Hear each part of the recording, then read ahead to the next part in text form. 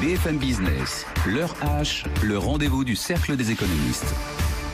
Bonsoir à tous et bienvenue dans ce rendez-vous du Cercle des économistes avec Hippolyte Dalby qui est chercheur à l'École d'économie de Paris, professeur à Paris 1. Hippolyte, bonsoir. Bonsoir Edwige. Merci d'être avec nous. À vos côtés, Denis Ferrand, directeur général de CEREX-Ecode.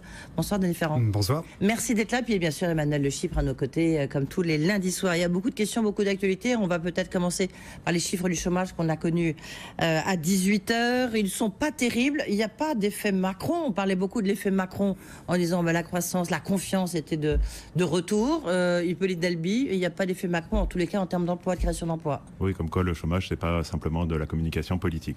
Il en faut bien sûr pour lancer, donner envie, redonner du dynamisme, mais c'est pas ça qui va faire changer les chiffres du chômage.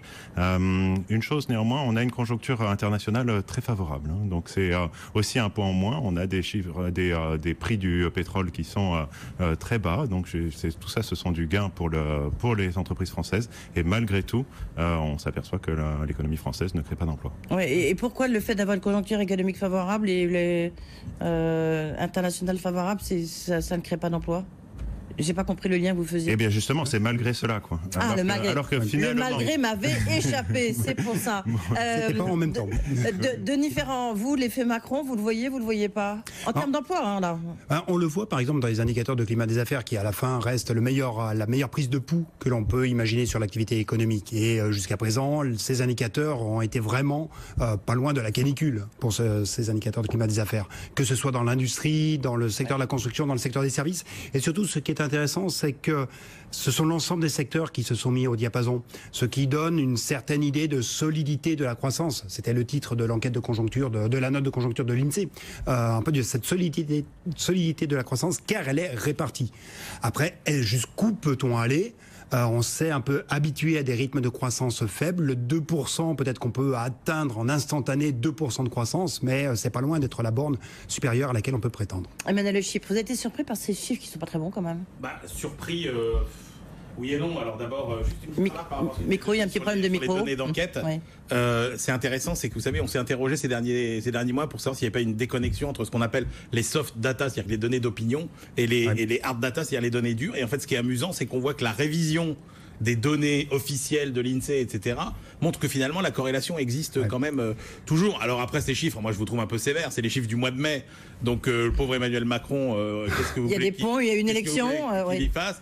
Voilà. Après il y a quand même deux explications à cette hausse du chômage. Quand on regarde, c'est que c'est surtout la catégorie C qui est à la hausse, qui est en fait la catégorie de ceux qui travaillent plus de 78 heures. C'est les plus proches de l'emploi. Donc là, on voit bien le système français, CDD, Pôle emploi, CDD, Pôle emploi, CDD, Pôle emploi, et puis il y a moins d'entrées en formation, donc évidemment ça joue aussi. Et même une sortie des formations. Et ce qui est intéressant, c'est que les nombres de personnes qui sont enregistrées dans les catégories de formation, ce nombre diminue, et on a une augmentation des autres catégories de demandeurs d'emploi. Donc ce n'est pas parce qu'on a saisi une formation qu'on a tout de suite un retour à l'emploi qui se manifeste. C'est un peu aussi une lecture que l'on peut faire. Justement, Hippolyte Dalby, on va savoir, donc mercredi on connaîtra la loi d'habilitation qui va déclencher le processus des ordonnances sur la réforme du Code du travail. On parle beaucoup de ce contrat de chantier, contrat de projet, un peu comme vous voulez. Est-ce que vous pensez que ça peut justement avoir un impact sur le chômage, notamment en termes de catégorie C, donc ceux qui sont en CDD?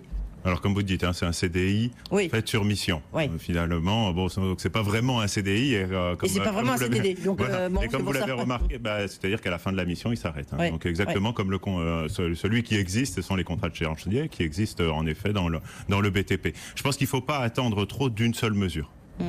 Bien sûr que ce qu'on souhaiterait, c'est une véritable modification, des mesures très radicales pour faire quelque chose. On l'a bien vu avec la loi El Khomri, il y a quelques petites avancées et c'est par ça qu'il fait réellement baisser le chômage. Alors certes, on a cette inflexion du niveau du chômage, mais on n'a pas suffisamment pour réellement redonner confiance aux entreprises. On en parlait tout à l'heure avec l'effet Macron. Bon, certes, je pense qu'il bénéficie d'un succès d'estime. Maintenant, je pense que les entreprises attendent. Oui, enfin c'est plus qu'un succès d'estime parce que comme Denis Ferrand l'a souligné, on voit bien que tous les secteurs d'activité indiquent des progressements, sont en progression en termes d'activité. Donc il y a un effet Macron qui se traduit par les chiffres, mais pas par les... mauvais jeu de mots, il prend le train en marche pour le coup, parce que la reprise, elle a quand même... l'élan est antérieur à son élection. Oui, effectivement, il saisit cette opportunité que rappelait Hippolyte tout à l'heure, cette opportunité d'une d'un environnement international extrêmement bon, mais attention, par beaucoup d'aspects, on a l'impression qu'on a déjà un peu fait le plein des bonnes nouvelles. C'est-à-dire que la baisse du prix du pétrole, oui, elle est là, mais elle ne va pas aller beaucoup plus loin. L'euro va plutôt rejoindre une trajectoire d'appréciation. Et puis, quand on regarde l'économie américaine, on est quand même plus proche d'une fin d'un cycle de croissance pour cette économie que d'une nouvelle accélération. Donc, on a beaucoup de bonnes nouvelles qui se sont concentrées. Pour la suite de l'histoire, c'est pas une nouvelle accélération, mais peut-être rejoignons-nous un plateau de croissance aux environs de 2%, qui est juste suffisant pour faire baisser un peu. Justement, on verra un peu les chiffres. Il y a l'audit de la France qui sera publié par la Cour des comptes, ça sera jeudi matin. Juste encore une question sur cette ordonnance du travail. Est-ce que ça peut avoir un impact à relativement court terme sur le niveau d'emploi du chômage? Qui répond? Je sais pas. Hippolyte, Emmanuel. Alors Hippolyte. Alors, les changements du Code du travail, on ne s'attend pas à ce qu'il y ait des impacts absolument énormes, si ce n'est que finalement ça redonne confiance aux entreprises qui se disent bon, voilà, on est parti pour 5 ans dans un nouvel environnement, et dans ce cas il y a cette augmentation. Maintenant il faut qu'elle soit couplée avec d'autres mesures, et notamment par une baisse massive du coût du travail des moins qualifiés. Depuis 2008, depuis le cœur de la crise, la très forte augmentation du chômage, c'est essentiellement des personnes non qualifiées. Là-dessus, Emmanuel Le Chypre. C'est vrai que c'est effectivement beaucoup de non qualifiés. Après, on a vu la semaine dernière la publication par l'INSEE justement d'une enquête dans laquelle on interroge les entreprises pour savoir finalement quels sont les freins à l'embauche. Alors il y a déjà la moitié des entreprises qui déclarent qu'il y a des freins à l'embauche. Moi j'avoue que j'étais surpris de voir que finalement il y a le principal facteur, c'est quand même les carnets de commandes, et que tout ce qui est relatif par exemple à la difficulté de licencier, etc., n'était pas aussi prégnant n'a que pas un impact énorme sur la création d'emplois. On aurait pu le croire sur justement l'opinion des chefs d'entreprise. Donc c'est vrai qu'il y a certainement aujourd'hui des réserves d'embauche du côté des entreprises qui hésitent et qui attendent de voir à quelle sauce un peu elles vont être mangées au niveau de la réforme du marché du travail avant d'embaucher. Mais bon, après la réalité c'est qu'on embauche déjà beaucoup plus de non qualifiés qu'avant. D'ailleurs on le voit à travers la baisse de la productivité. C'est-à-dire qu'aujourd'hui il y a beaucoup d'emplois qui sont déjà des emplois non qualifiés. C'est pour ça que la croissance française est plus riche déjà en emploi aujourd'hui, mais il faut peut-être encore aller plus loin. J'en profite juste pour dire que Pierre Gattaz sera mon invité jeudi à 12h30 dans le RH, donc on pourra lui poser ces questions. Denis Ferrand, 500 millions d'emplois, vous vous rappelez? Oui, cette croissance est plus riche en emploi, effectivement, mais elle est aussi plus pauvre en revenus, puisque précisément les emplois que l'on crée sont plutôt dans le bas de la distribution des salaires. C'est principalement des secteurs type la sécurité, type la restauration, type l'intérim, qui présentent des salaires plutôt plus faibles. Donc on crée beaucoup d'emplois, mais on ne crée pas beaucoup de distribution de revenus avec la dynamique que l'on connaît. Et puis pour revenir sur cette enquête qui a été évoquée, sur l'importance du Code du travail, il y avait une autre enquête qui avait été faite par la BCE il y a quelques temps qui montrait que les entreprises qui ne peuvent intervenir que sur un territoire donné ne voient pas le Code du travail comme étant un frein majeur, parce que de toute façon elles le prennent. En revanche, celles qui ont l'alternative entre investir à l'étranger et investir sur le territoire, elles voient dans le Code du travail un frein un peu plus important que pour celles qui ne peuvent que jouer sur le territoire local. Oui, il y a un côté aussi psychologique évidemment qui est très important. Alors la question qu'on se pose tous, je le mentionnais jeudi, on a l'audit de la Cour des comptes sur les comptes de la France, à voir si oui ou non il y a un dérapage par rapport aux lois de finances 2017. Hippolyte Delby, est-ce que vous pensez que ça peut remettre en cause les réformes que souhaite faire, en tous les cas c'était son programme, Emmanuel Macron notamment? Il y a deux types de réformes, évidemment sur la fiscalité, le basculement CICE, allègement de charges, et puis il y a allègement de charges CSG. Est-ce que ça va être remis en cause d'une manière un peu indéniable? Ils avaient dit aussi qu'il n'y aurait pas de loi de finances rectificative. Non. Donc il n'y aurait pas de correctif, etc. Peut-être que justement, dans la dynamique, un petit peu dans la rhétorique qui est employée, le fait d'avoir un audit, mettre l'accent sur un dérapage, etc., annonce justement une modification. Il y a plusieurs éléments. Il y a le CICE, vous l'avez évoqué. Il y a la baisse des charges massives. En effet, il y a un problème de décalage, donc on ne sait pas très bien comment le mettre en place. Néanmoins, c'est nécessaire pour relancer la machine. Et puis, il y a la question quand même du prélèvement à la source, qui est aussi... oui, alors là, prélèvement à la source, c'est très important. Mais normalement, il faut une loi, c'est ce qu'avait rappelé Valérie Rabault, ici même, un rapporteur...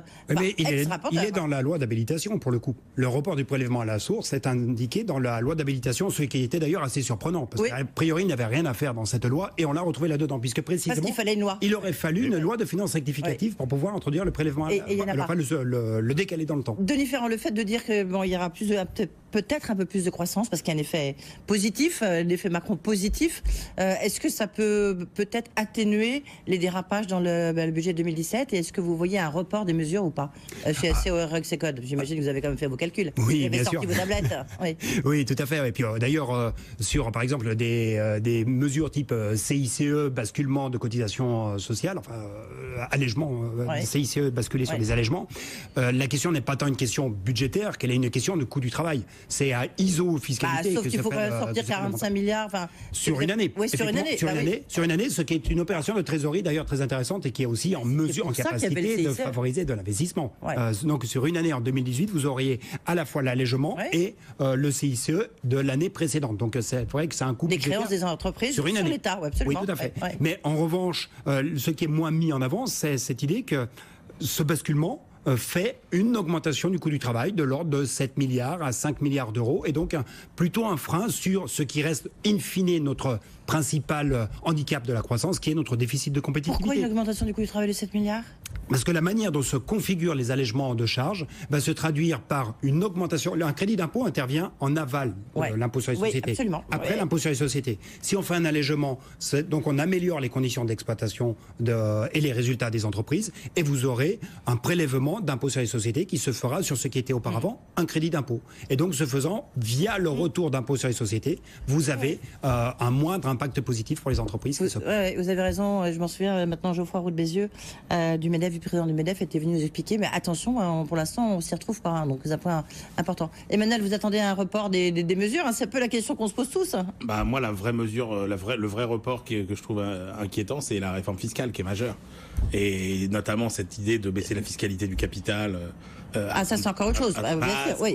Non, mais parce qu'il y a la CSG et l'allègement de charges aussi qui était important. C'est pas tout à fait autre chose dans la mesure où ça dépend de la situation des finances publiques et on voit bien que la tentation de le repousser pour la loi de finances 2019 et pas 2018 est réelle. Donc là, pour le coup, ce serait quand même un très mauvais signal envoyé parce que dans les principaux leviers pour relancer la croissance, moi je pense que le levier fiscal est bien plus important que le levier marché du travail. Hippolyte Dalby. Oui, alors évidemment, il faut en effet modifier la fiscalité. Je reviens quand même sur cette histoire du prélèvement à la source, parce que de toute façon, via les ordonnances, on ne pourra pas réformer toute la fiscalité d'un coup. Ça, c'est pas possible, donc il va falloir faire des choix. Il me semble que le prélèvement à la source génère énormément de complexité. Il est présenté comme devant simplifier finalement la vie de tout le monde, mais c'est exactement le contraire, parce que ce soit finalement les entreprises, mais aussi les administrations, parce que les administrations aussi versent des salaires à un grand nombre de personnes. Oui, mais ça, j'ai l'impression que c'est repoussé quand même. On a le temps de voir venir. Il va se passer des choses avant, non ? Puisque si vous faites le prélèvement à la source, nous, on ne verra pas l'impact des mesures d'Emmanuel Macron. C'est pour ça, du reste, qu'il décale. Une des raisons. Oui, tout à fait. Alors, c'est l'histoire de l'affichage. L'affichage, évidemment. Oui. Moi, j'ai une question sur la CSG, puisqu'on sait 1,7%. On dit que ça va s'appliquer aux retraités. Donc, par exemple, pour des retraités de 1 200 €, on dit qu'ils sont riches. On n'est pas du tout riche avec 1 200 € par mois. Et en plus, ça sera un impact de 250 €. Et puis Delby, est-ce que vous pensez que ça peut avoir un vrai impact négatif en termes de consommation pour les retraités ?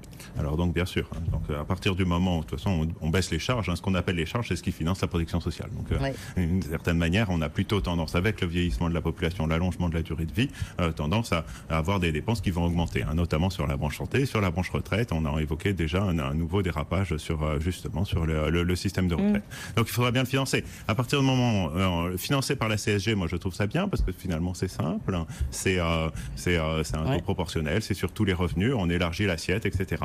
C'est un changement quand même de perspective. Bien sûr. Fiscalisation justement. Oui, voilà. Et autrefois, c'était on cotisait pour le système de protection sociale et on avait des droits. Maintenant, on cotisera sans forcément avoir ces droits-là. Donc c'est un véritable débat de société qui est important. Maintenant, ce que vous disiez, évidemment les principaux perdants dans cette histoire, qui ne bénéficieront pas de la baisse des charges. Sur la consommation. Vous pensez ou pas ? Bien sûr. Si vous avez moins de revenus lorsque vous êtes retraité. Alors l'épargne des retraités est quand même assez élevée. Donc il est possible aussi que cet effet soit atténué par un effet de baisse de l'épargne. L'épargne des retraités, c'est un vrai... Baisse de la fiscalité de l'épargne, voilà, donc vous réduisez les revenus, ces revenus vont à la fois dans l'épargne et dans la consommation. Il y a un effet qui est un petit peu atténué. Mais c'est vrai que deux observations. Tout d'abord, le niveau de vie des retraités est en moyenne légèrement supérieur au niveau de vie des personnes d'âge actif. Ce qui est une atypie quand même dans la plupart des pays de l'OCDE. Alors l'écart est minime, mais c'est quelque chose qui est assez particulier. Autour de cette observation moyenne, il y a bien évidemment une dispersion très importante avec notamment ces retraites à 1 200 € que vous évoquiez tout à l'heure. Donc on a une forte dispersion des revenus des retraités, mais le niveau moyen des retraites est légèrement supérieur au niveau de vie moyen des actifs. C'est étonnant d'avoir choisi un seuil aussi bas quand même que les 1 200 €. Ouais. Ça aurait fait 3 000 €. Oui, effectivement, ça aurait pu être... Oui, 3 000 €, mais entre les deux, il y avait peut-être... je sais pas. Donc c'est couplé avec une modification aussi de la taxe d'habitation. Absolument. Oui, tout à fait. Attention. Mais c'est vrai que on a l'impression que beaucoup de réformes vont se concentrer sur la partie retraite. Vous l'avez évoqué, la CSG. De toute façon, il n'y a pas de compensation en termes de baisse de cotisation sociale pour les retraités. Donc il y a bien un transfert qui va s'effectuer au détriment des retraités. Les mesures, quelles seront les mesures qui seront adoptées face au dérapage désormais que nous promet le Conseil d'orientation des retraites avec des prévisions qui sont bien moins favorables que celles que l'on pouvait émettre il y a encore un an. Ça a été un peu mis en cause, en l'occurrence, ce rapport du corps, non? En tout cas, lui, il nous promet il y a toujours des hypothèses un peu bizarres. Les hypothèses sont quand même assez raisonnables, assez équilibrées. Tablé sur 1,5% de croissance en moyenne d'ici 2022, on n'est pas loin du potentiel de croissance de l'économie française.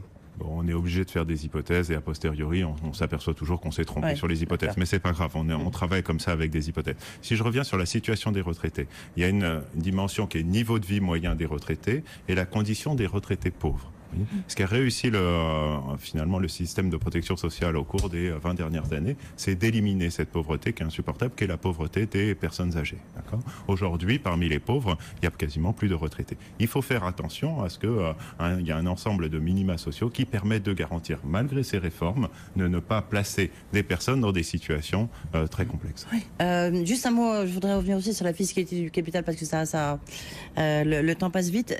Ça va vraiment modifier beaucoup, vous pensez? Ça aura un impact notamment sur le départ des fortunes en dehors de France, pour ceux qui vendent leur entreprise? Considérable, puisque ou ceux qui ont du capital? La fiscalité du capital aujourd'hui en France, elle est la plus élevée de tous les grands pays. Et puis ce basculement si effectivement vers l'immobilier, on revient à 30%.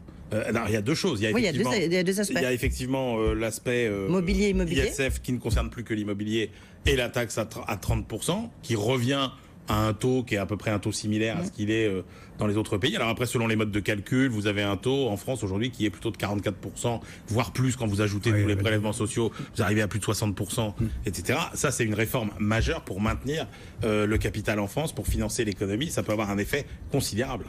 C'est vrai que par certains aspects, on a une fiscalité du capital qui est anti-économique, qui consiste à taxer plus les revenus du capital qu'il n'y a de revenus. On peut arriver à des situations totalement aberrantes parce qu'on prélève à la fois les revenus et on prélève une partie du patrimoine à avoir plus d'impôts que l'on a de revenus. C'est quelque chose qui est anti-économique et qui appelle correction. Est-ce que ce sera au début, dans le premier de la liste des réformes à conduire par le président? On a l'impression qu'elle risque de prendre un peu de retard quand même, cette réforme. Hippolyte, il n'y a pas de fiscalité qui soit vraiment très favorable à l'économie, généralement. Mais néanmoins, les comparer comme ça, néanmoins, la fiscalité finance des choses.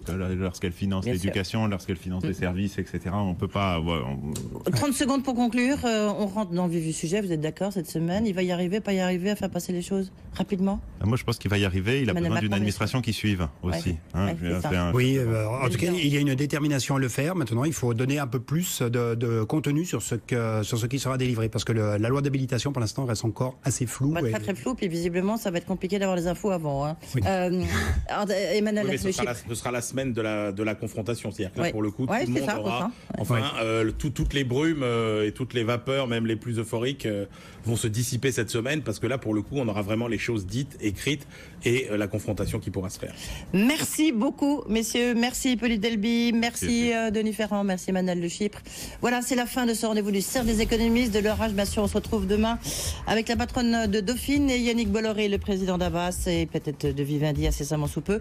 Tout de suite, c'est les grands prix du service, des services, avec Stéphane Soumier. Bonne soirée.